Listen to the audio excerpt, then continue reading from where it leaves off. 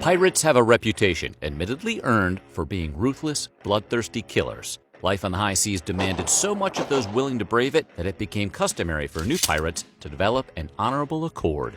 Pirates had a surprisingly complex culture, and what's crazier to us is that movies have barely scratched the surface of their traditions. Today we're going to look at the bizarre pirate traditions you may have never heard about.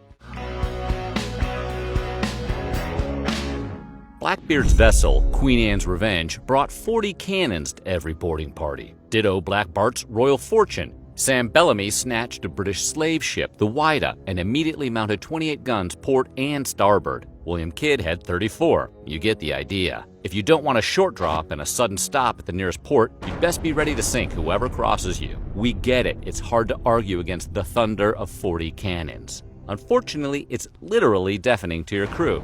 What's a captain gonna do? Recall your Homer, then your Jack Sparrow. Pirates figured out that they could hang wads of wax from those big, bangly earrings of theirs. Pop some into the old tune catchers, pack the barrel, light the fuse, and boom! Moderately less severe auricular damage. Could probably still benefit from a visit to a good ENT, though. Besides being handy for wax storage and personal expression, Buccaneer bling served an eminently practical insurance policy. Pirates are all about the sea, but there's nothing romantic about an eternity bobbing about in the bottom drawer of Davy Jones's locker, slowly being eaten by hungry halibuts. A pair of gold or silver earrings meant a pirate could breathe easy on that count. Melt them down and sell them, and you've got enough cash to pay for a casket, and if they're really shiny, a funeral of your very own. Even if your corpse is less than fresh because it washed up on a beach somewhere. Pirates had a bunch of superstitions about the hoops, too. Fish stories abound about the bling. They prevent seasickness. They cure bad eyesight. A gold earring can keep you from drowning. Those pirates who had homes to go back to engraved their home port and home folks' contact info inside their earrings. But considering the penalty for piracy and the accompanying public spectacle, a lot of those baubles probably went to wigs or opium or a new fence for the yard.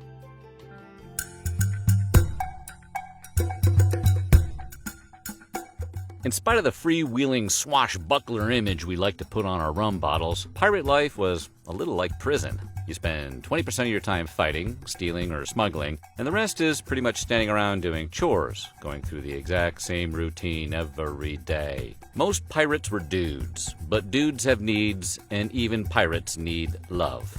Pack 100 guys in a confined space for weeks, put them through some hot, sweaty, adrenaline-soaked adventures, and bromance is in the air. The best thing about bromance is that nugget of real, manly love at the bottom, and there was no shortage of it at sea. Pirates who shared a deeper connection than "we're bang buddies, mate" entered into madilage, a sexy word for a special, serious sort of seamanship. Men joined in madilage shared property, affection, even sexual partners, if that fit their jib. They often wore gold rings, and they got death benefits should their partner meet an untimely end. The French were so upset by all this brotherly love, situational or not, that in 1645 the French governor of Tortuga shipped hundreds of prostitutes to the ports of the New World, which fairly naturally led to a spike in threesomes rather than a dip in the DL. Edward Teach, aka Captain Blackbeard, was arguably the most terrifying pirate in the world, and he owes that cred to a combination of hemp and psychological fuckery. He would weave the handy little plant into his beard and under his hat, then light it on fire, with the smoke wafting from his head and smelling like the wrath of a stoner god, to say nothing of the couple swords, pistols, and knives he carried at all times and those 40 cannons we talked about, or the fact that he regularly willingly shoved a syringe up his urethra. Blackbeard scared the absolute shit out of everyone. Truss him up for the cat first. For as long as there have been builders, there have been griefers. Likewise, as long as humans have been messing around with boats, pirates have been aggroing. It wasn't all buried treasure and grand theft hydro. You could also make a killing if you grabbed the right hostage. In 75 BCE, a group of pirates captured Julius Caesar, but he was not, in fact, the right one. When they demanded a ransom of 20 talents, that's somewhere around $20,000 to $600,000, he laughed and told them he was worth at least 50. He serenaded them with poetry, had the ransom paid, then crucified everyone.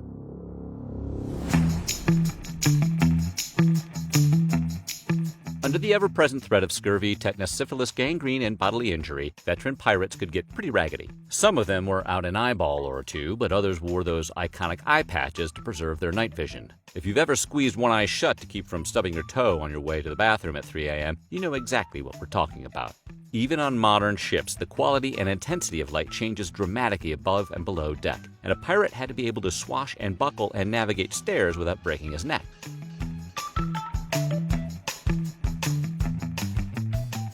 Credit for the invention of grog goes to sailors in the British Navy, who first started making the drink sometime in the 1600s. No one wants to drink slimy barrel water contaminated with algae and microbes, just raring to give you dysentery, but the life of the sea doesn't leave a lot of options. Rather than distilling their urine or whatever, the sailors opted for the kill it with fire strategy and just dumped a bunch of booze in there. In 1731, that strategy became official policy. The British Navy gave each sailor half a pint of rum per day. That's about 5 shots, folks. Partay! Pirates borrowed the recipe for grog and made it legendary by adding lemon juice, which helped prevent scurvy, and sugar, which made the lemon barrel water rum a little less foul.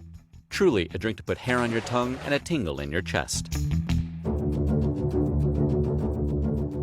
Even though it's easy to picture a pirate burying treasure on a tropical island, there was literally one guy who actually did it. Captain William Kidd of the Adventure Galley deposited his loot off the coast of Long Island. This backfired horribly when a not-so-good buddy dug it up and used it as proof to convict Kidd of piracy and get him hanged twice and gibbeted. Pirates didn't bury treasure for good reason. Almost none of the actual booty was ever gold and jewels. Pirate swag tended to be made up of food, alcohol, weapons, lumber, cloth, hide, anything you might find on a trade ship in the Atlantic, and there was no reason not to sell them immediately, and every reason, as poor Billy found out, not to bury them.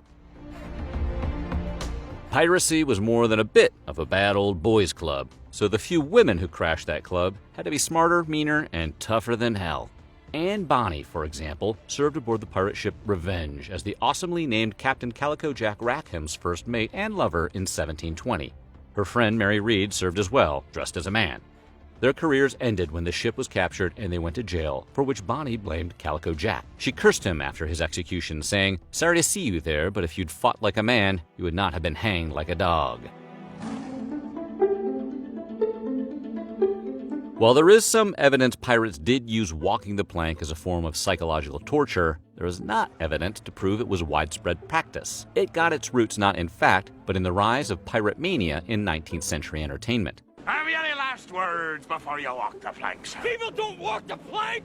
Pirates got really creative when they offed people, and they weren't averse to torture, but most of them were just ready to be done. Quick and clean was the rule. Actually, the most common form of death by torture involved something much worse than a plank. It was called keel hauling, and it's absolutely savage. You throw the victim under the boat, then you hoist him up one side, pass him under the ship's keel, which will be covered in barnacles sharp enough to unzip your flesh, and then secure a weight to his legs to keep him underwater while the ship drags him to his end. If he's lucky, maybe the blow from the keel will be enough to kill him before he drowns. Very cold, pirates. The first mention of the Jolly Roger comes out of A General History of the Pirates by Charles Johnson in 1724, but there are a few different versions of it. Your alternative pirate flag might have red skeletons, hourglasses, men standing on skulls. You see the pattern here. Blackbeard's flag, for example, had to be as hardcore as the man himself. He settled on a skeleton toasting the devil while spearing a bleeding heart, because that's how he rolled. We can't help but feel like a syphilis syringe would have been even more chilling, though.